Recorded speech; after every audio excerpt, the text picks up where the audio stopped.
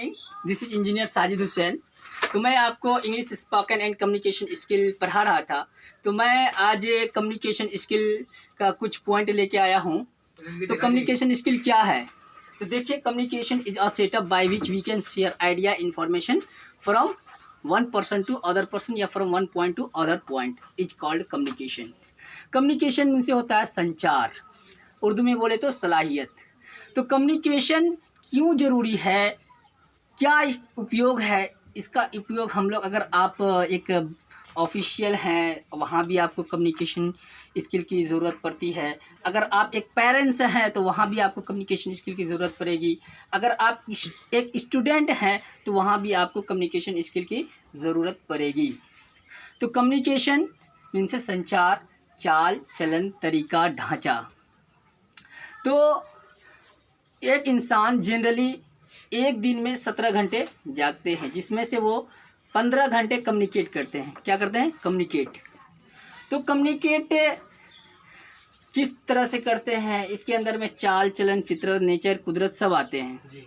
तो मैं आपको आज स्टडी रिलेटेड हमारी को ऑनलाइन क्लासेस चल रही है, तो मैं सोच रहा हूँ कि आपको रीडिंग स्किल से कुछ बातें बताऊँ।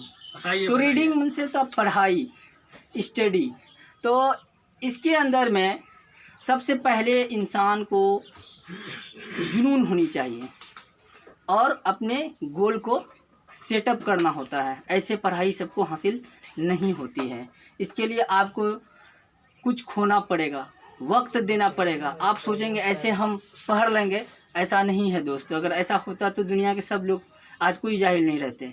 तो मैं आपको रीडिंग स्किल से कुछ बातें, जो इम्पोर्टेंट बातें हैं, मैं वो बताने की कोशिश करूंगा इस कम्युनिकेशन स्किल माध्यम से। तो रीडिंग कम्युनिकेशन स्किल, रीडिंग दो तरीके से होते हैं। एक होता है एक्टिव रीडिंग, एक होता है पैसिव रीडिंग। आप देख रहे हैं। तो एक्टिव रीडिंग में हम लोग क्या करते हैं, इसको एक्टिवली पढ़ते हैं फीचर के लिए। और पैसिव रीडिंग को हम लोग क्या करते हैं कि जैसे न्यूज़पेपर वगैरह हुआ, ज़रूरियात नहीं है, अनसन चीज़, ऐसी तरह से हम लोग पढ़ते हैं। उसके अंदर में आता है पैसिव रीडिंग।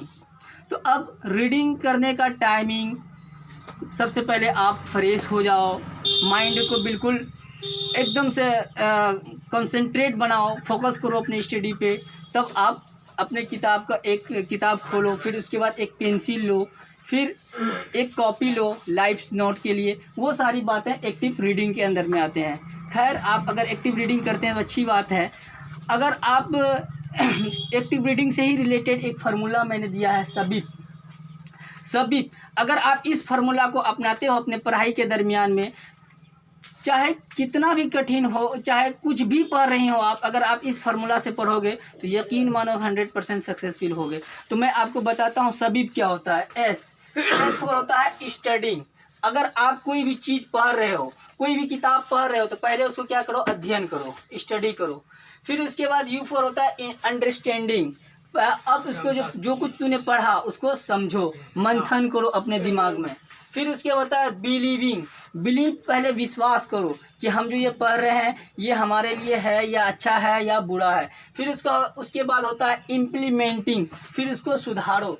तीसरा जो होता है प्रोपिगेशन, क्या करना? अपने आप में रिहर्सल करना है या दूसरों को बतानी है। अगर आप इस तरह से पढ़ते हो तो ज़िंदगी में कभी भी अनसक्सेसफुल नहीं होगे। 100% की गारंटी लेता हूँ। आप इस फार्मूला को अपनाओ और रोज़ आगे बढ़ो। Thank you.